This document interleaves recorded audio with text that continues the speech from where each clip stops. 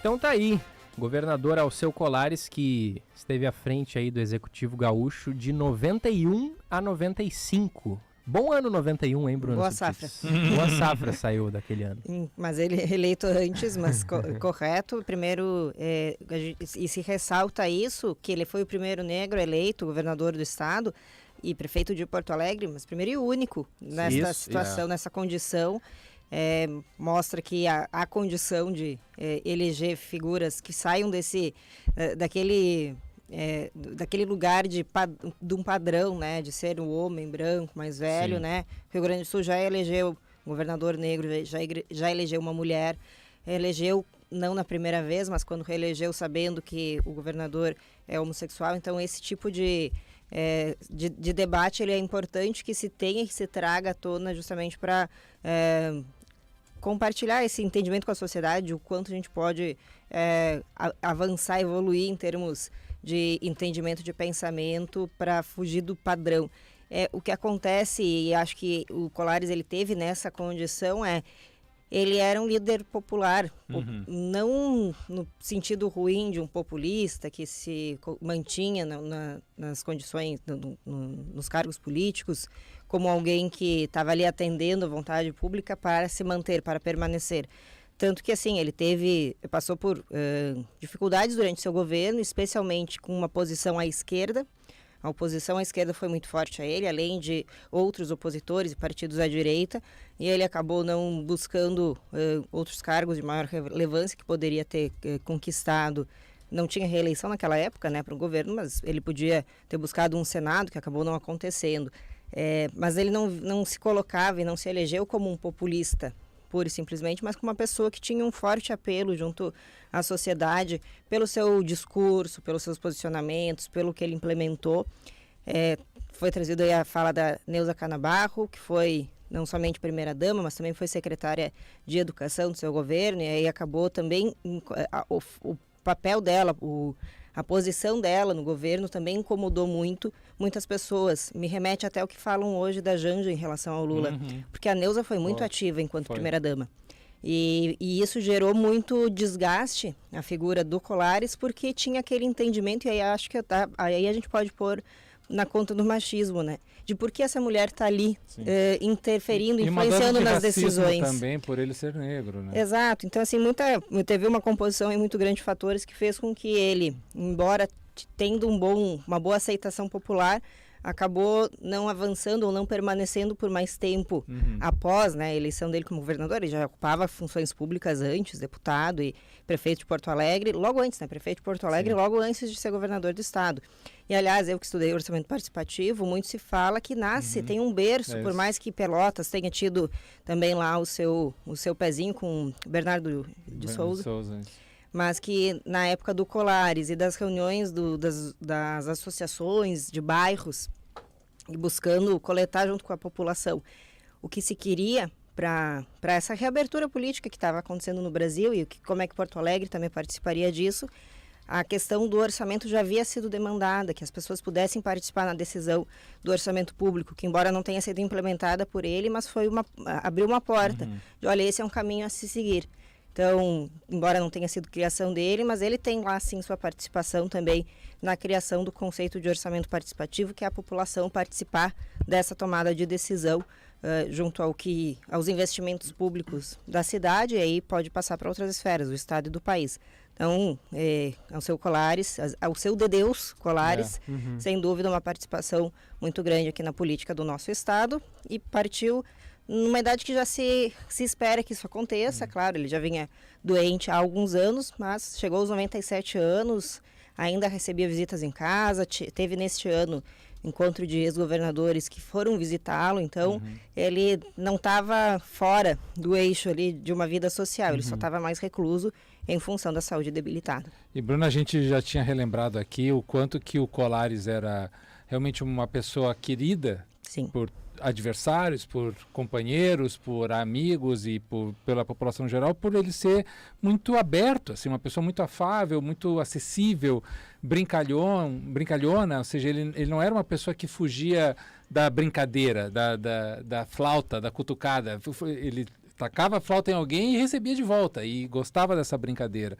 E a gente relembrou aqui também como ele, como sendo um líder trabalhista raiz, né, porque ele passou pelo antigo PTB, foi do MDB na época que só poderiam ter 2 partidos no Brasil, e estava lá no dia da fundação do PDT, foi um dos 10 fundadores do PDT, e o que levou a bandeira do brizolismo na sequência, já que Leonel Brizola decidiu ser candidato a governador no Rio de Janeiro, passou a Colares a liderança dele aqui, e teve até um momento em que Colares teve que peitar Brizola para se posicionar como a grande liderança do PDT no Rio Grande do Sul, né? Porque Brizola terminou abrindo mão, vamos dizer assim, nessa forma de exercer uma influência direta aqui no Estado, porque ele tinha aquela intenção de ser presidente da República, que nunca conseguiu, e Brizola botou Colares como seu representante aqui, mas no momento isso faz parte do processo político também. A criatura tem que peitar o criador e falar, não, opa, aqui é o meu campinho.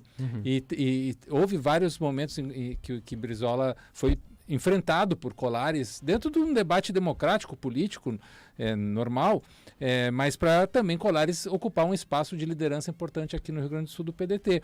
Então, de fato, né, um líder que não existe mais esse tipo de liderança política.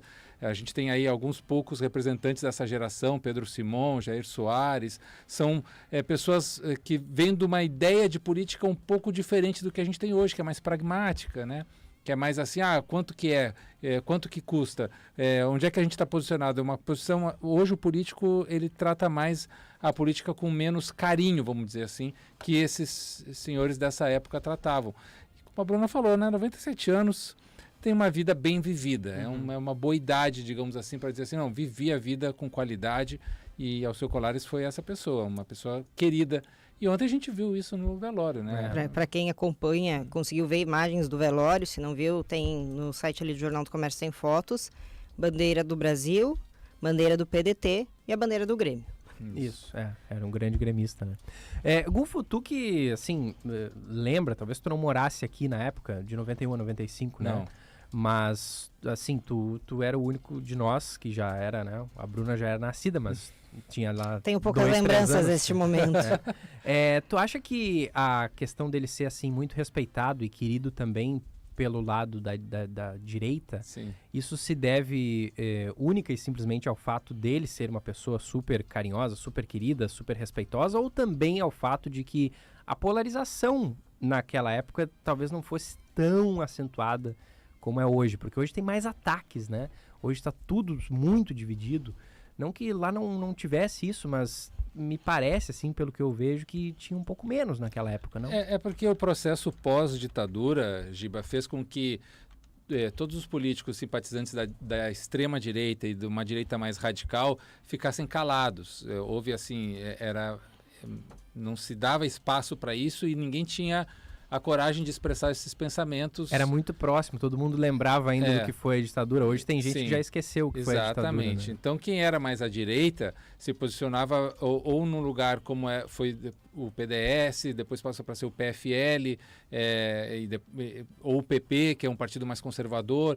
Então, era a direita mais clássica, assim, uma direita mais democrática. Essas pessoas sempre estavam ali e respeitavam muito Alceu Colares. Agora, se fosse hoje, talvez, uma extrema-direita o atacaria muito mais do que naquela época ela estava calada, ela não tinha espaço, era mal visto fazer isso, né? Como se deve ser todo radicalismo, ele deve ser mal visto porque ele não leva a nada, ele leva à ruptura democrática, e isso não é bom para ninguém, somente para quem quer fazer a ruptura. E tinha o fator também dele ser muito carismático, uma liderança muito carismática, né? Essa pessoa que do nada vem e te recita um poema, vem do nada e te pega na mão e dança contigo, vem do nada e faz uma piada com a tua roupa, né? E nem te conhece, faz uma piada com a tua roupa, aí tu entra no clima. Então é uma pessoa que te ganhava pelo carisma. Isso na política brasileira sempre foi um predicado, né? Todo político muito carismático sempre ganhou as pessoas de entrada. E ele tinha isso, ele chegava e ganhava as pessoas de entrada. Mas isso que você falou, né, da questão da oposição, de como é que era feita essa oposição, é bastante marcante que a oposição a Colares ela foi mais à esquerda, mais PT, forte né? à esquerda do que à direita. o PT, que naquele momento não reconhecia o PDT como um partido de esquerda, que o PDT ele tem ainda hoje, né, mas talvez lá na época não fosse tanto. Hoje fica aquela coisa, um partido de centro-direita ou de centro-esquerda.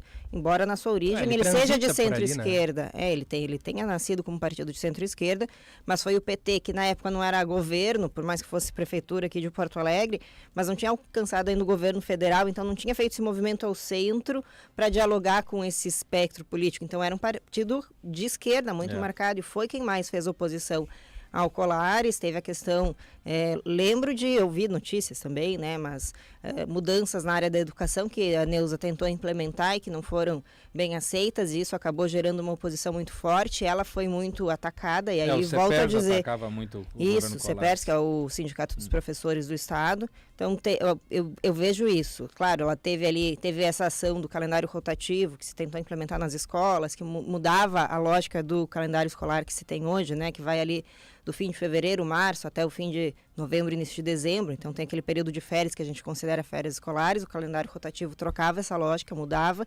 Ele não foi bem aceito, então acabou caindo, não teve continuidade esse projeto, mas ela foi atacada por isso, por ter participação no governo, por ser uma voz que Colares escutava, então era criticada por isso, pela interferência que ela eventualmente exercia junto ao governo, e ele nunca escondeu isso. Sim. Ele deixava muito claro, até mesmo talvez nessa brincadeira que trouxe aqui o Christian na reportagem, né, de não, quem manda é ela. Podia ser brincadeira, mas não, realmente Colares dava muito espaço para ela na vida política, e tanto, porque assim, essa mágoa quem carregou mesmo foi a Neuza.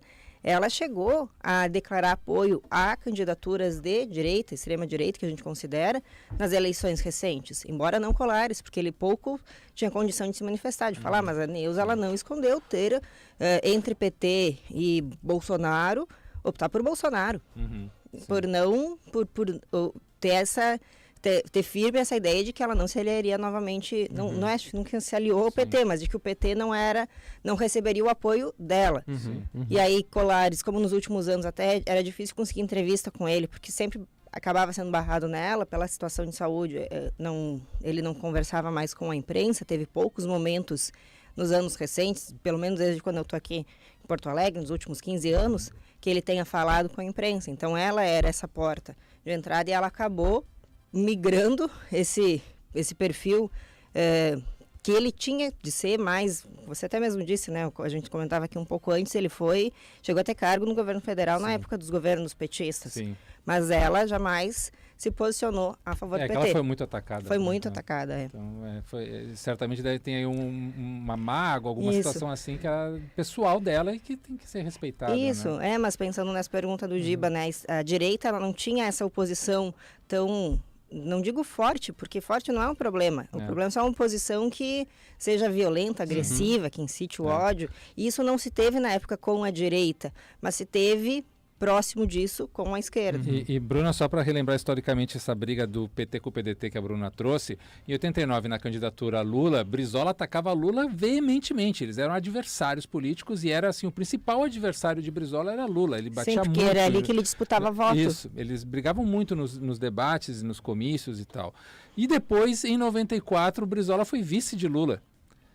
Foi naquele momento que o PDT e o PT se juntaram e que terminaram caminhando juntos em muitas eleições depois ao longo do Brasil, em vários contextos, né? Mas até então, até 94, eram realmente adversários políticos. Exato. Eu vou trazer aqui duas mensagens, depois leio as outras aí da participação dos ouvintes, mas que contribuem com o que estamos falando aqui sobre o momento político, talvez, de Alceu Colares, né? Aqui é o ouvinte Milton.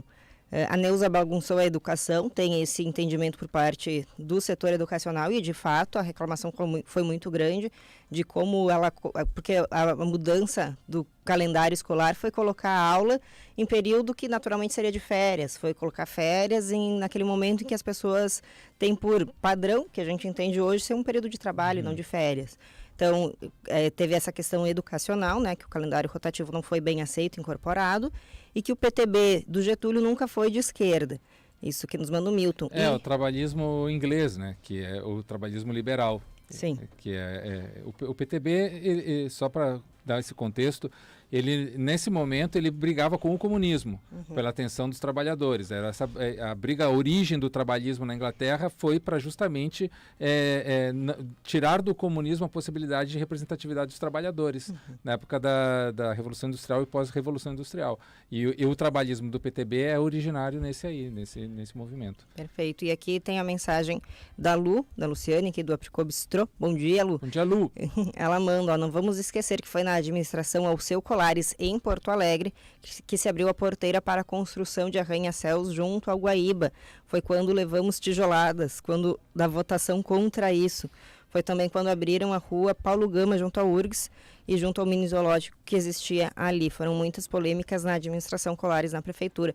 De fato, ele tinha o projeto de construir, de que a orla não fosse pública, ela fosse loteada, que aqueles terrenos da orla do Guaíba, indo desde o gasômetro até a Zona Sul, fossem entregues da maneira como fosse, né? Tinha ali, passaria por algum processo administrativo, mas que se passasse para a iniciativa privada para que se pudesse construir ali. E tinha, sim, a intenção de construir prédios altos, né, os chamados arranha-céus, né, mas prédios muito altos ali naquele espaço, e teve uma mobilização popular muito forte de que isso não acontecesse e que a orla permanecesse pública. Imagina, não teríamos hoje um dos principais cartões postais da cidade e de acesso a toda a população, que são ali os trechos 1, 2, 3, que quando se fala da orla está se pensando nesse trajeto ali que vai do gasômetro até um pouco depois do Beira Rio.